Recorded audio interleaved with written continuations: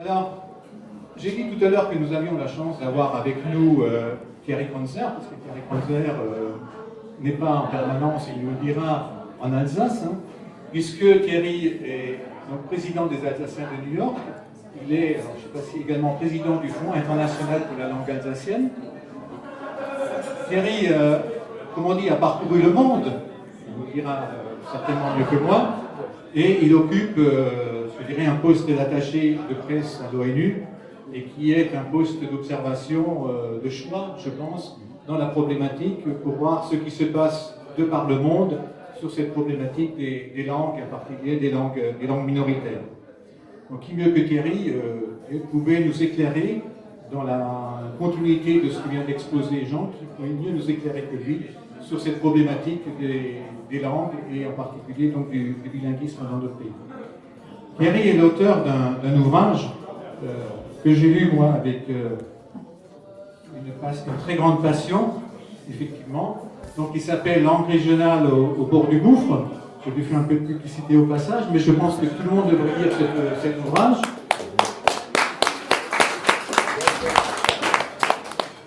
Et puis, je cite très simplement, il y aurait tellement de choses à dire, de citations à reprendre de cet ouvrage. Je dis simplement un exemple de ce qu'il dit, c'est que, en fait, il serait temps qu'on cesse notre véritable aveuglement de civilisation, de cesser de confondre unité nationale et uniformité linguistique. Je crois que c'est le fond du problème que les Français, mais il nous dira mieux que moi, n'ont pas compris depuis fort longtemps. Et j'ajouterai juste, avant de lui laisser la parole, qu'il y avait un article dans les dernières nouvelles d'Alsace le 15 avril 2015, donc ça fait juste un an, où le titre était « Sortir la France d'un monolinguisme pathologique ». Et je crois, Thierry, c'est exactement des choses dont tu vas nous parler. À toi la parole. Merci. Merci à vous, merci à l'auditoire. Je suis très fier d'être à Strasbourg, capitale européenne, et impressionné, heureux, encouragé par la jeunesse, le parcours. Jeunesse est déjà expérience, jeunesse est déjà une belle histoire de gens. Franchement, quand j'ai lu l'histoire, enfin, le curriculum du candidat, je me dis, allez, je vais tout faire pour être à Strasbourg, pour le soutenir, parce que ouais, c'est encourageant. Alors Strasbourg, c'est un lieu particulier pour cette élection, pour Unserland, parce que Strasbourg, c'est aussi un peu l'intersection entre l'européen, le national et le local. Alors c'est bien de commencer par le bilinguisme, parce que tu parlais de pathologie, ouais, c'est un peu dramatique. J'espère que Strasbourg restera capitale européenne, mais au fond de moi-même, je pense qu'une ville qui est monolingue ne mérite pas d'être capitale européenne. Voilà, c'est pas possible au regard de l'histoire de l'Europe, avec l'histoire de Strasbourg. Je crois qu'un des grands messages de cette candidature, c'est de revendiquer que Strasbourg devienne ville bilingue, voilà, au nom de l'Europe, au nom du symbole de la reconstruction européenne. Et je crois que d'autant plus que quelqu'un qui de carrière juridique, voilà, c'est quelque chose qu'on peut demander. Il faut tout faire pour que Strasbourg devienne bilingue. Alors, mon histoire, donc très vite, pourquoi mon bouquin parce que je travaille depuis 15 ans au Conseil à l'ONU et je couvre les réunions du Conseil économique et social des Nations Unies. Et là, nous avons de très intéressants travaux avec des experts des prix Nobel sur les liens entre culture, compétitivité, bilinguisme, croissance économique, reconnaissance des minorités, croissance économique.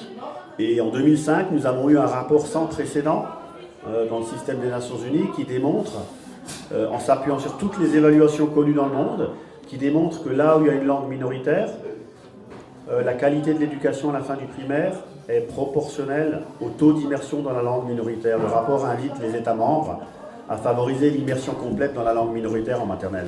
Voilà. Donc, le rapport fait 21 pages, donc il y a beaucoup plus de détails sur le plus de cette éducation. Et je crois que le bilinguisme est aujourd'hui une question clé de l'économie alsacienne. C'est ce que j'aime souvent dire. On doit reconnaître qu'il est aussi difficile de parler de parité linguistique en France que de parité des sexes à un taliban. Voilà, on est dans le même rapport, c'est religieux, hein, la langue française c'est religieux.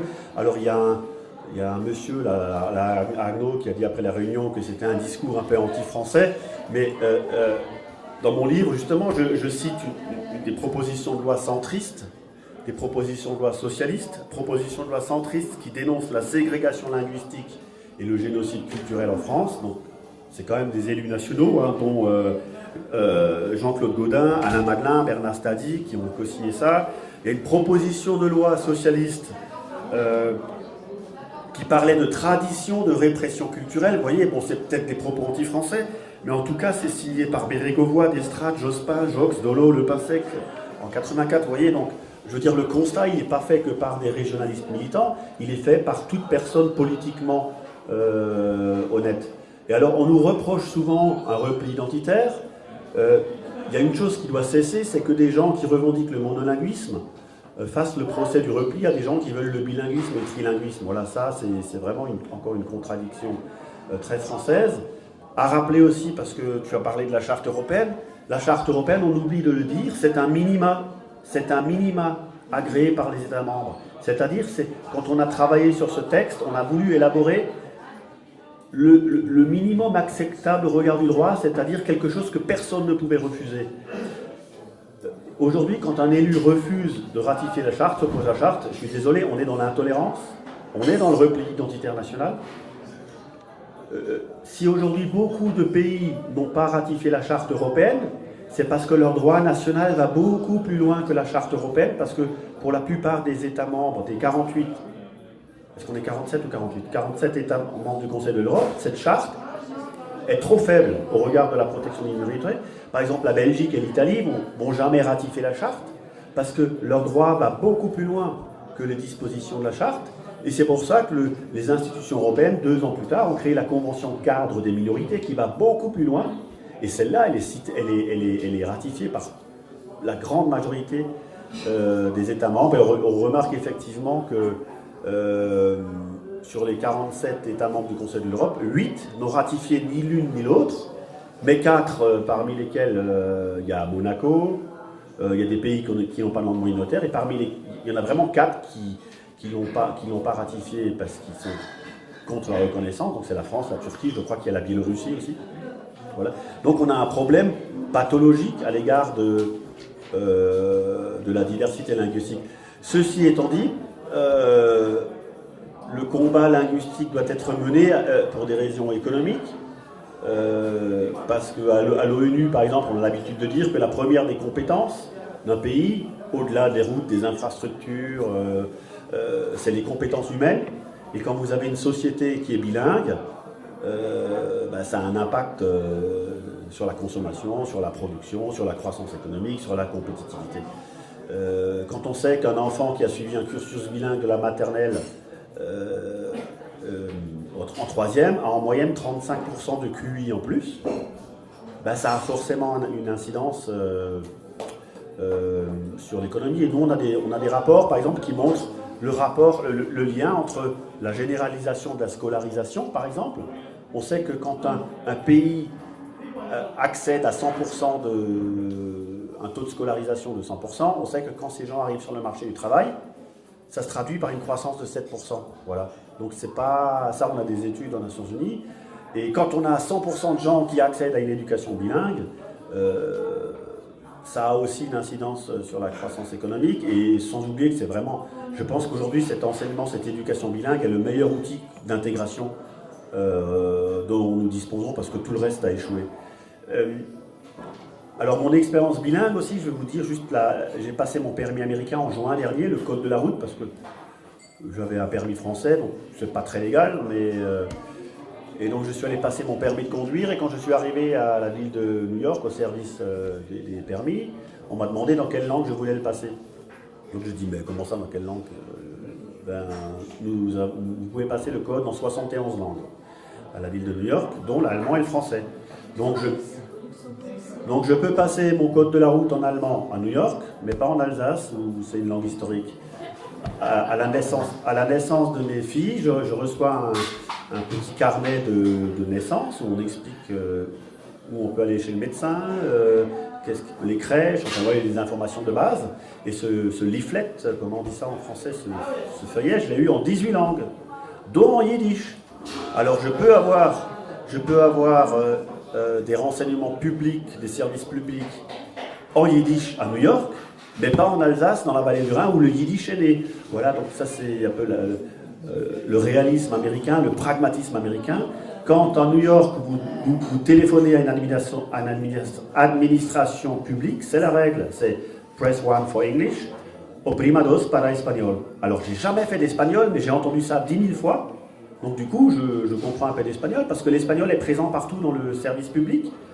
Pas parce que c'est la loi, tout simplement parce qu'il y a 20% d'hispanos, le pragmatisme américain, parce qu'il y a 20% d'hispanos, alors tout est bilingue, voilà. Donc dans le Queens, dans le quartier de Flushing, il y a un quartier coréen qui côtoie un quartier chinois. Tout dans le métro est trilingue, anglais, coréen, chinois. Pragmatisme américain, encore une fois. Voilà, donc c'est des cas... si vous allez au sud du Brésil aujourd'hui, l'état du sud qui s'appelle Santa, je ne sais plus comment, toutes les grandes villes sont bilingues, portugais, allemand, voilà, en respect à la minorité germanophone qui parle le Plattdeutsch de la région de la Saarland. Voilà, donc toutes les villes sont bilingues, ils ont des classes bilingues, ils ont des écoles bilingues, ils ont une télévision en Plattdeutsch. Voilà, pour ceux qui s'intéressent un peu au foot, le capitaine Dunga, entraîneur actuel de l'équipe du Brésil, c'était le capitaine de l'équipe qui a pris 3-0 contre la France en 98, est un membre de cette communauté germanophone dialectophone. Pour les hommes, il y a Gisèle Bündchen, qui était la top modèle la mieux payée au monde, qui parle le dialecte du Brésil, enfin le dialecte du Brésil. Le Plattdeutsch, voilà. Donc autant d'exemples. J'ai vécu au Congo pendant 2 ans. Alors là, non seulement il y a 4 langues officielles, mais au niveau local,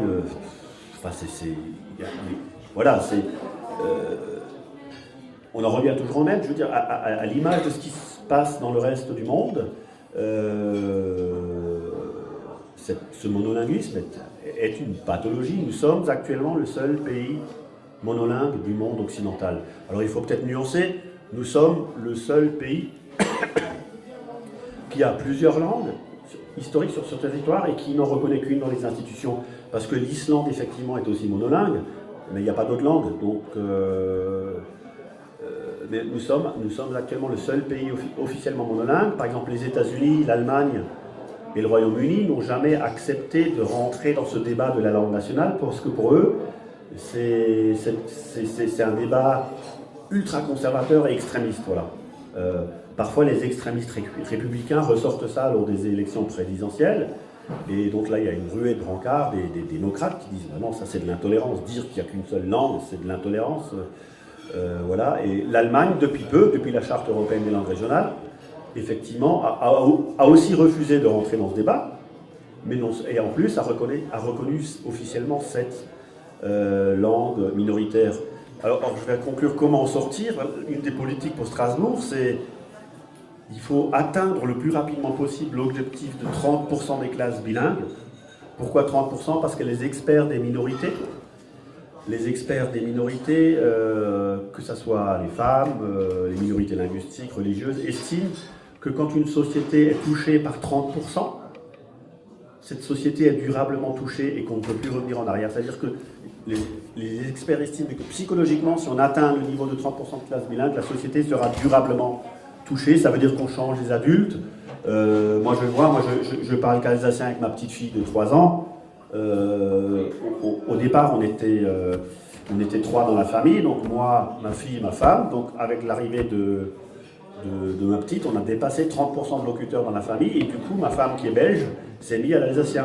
Donc vous voyez, maintenant il y a la deuxième qui arrive qui a 9 mois. Mais il faut arriver à 30% de classe bilingue, et il faut qu'on casse aussi cette barrière de la non-immersion. Il y a 25 départements en France qui ont des maternelles en immersion complète en langue minoritaire. 25 départements, 25 départements en France. Un département sur 4 en France a des maternelles en immersion complète en langue régionale. Nous devons réussir à passer ce cap, parce que les experts disent qu'il est impossible de sauver une langue minoritaire qui n'est pas au cœur du système d'éducation, et il est impossible de sauver une langue minoritaire qui ne dispose pas de l'immersion totale en maternelle avant l'âge de 6 ans. Voilà, je crois que j'ai fait le tour. J'ai peut-être oublié des choses, mais Félicitations aux gens encore. Merci. Tout le soutien.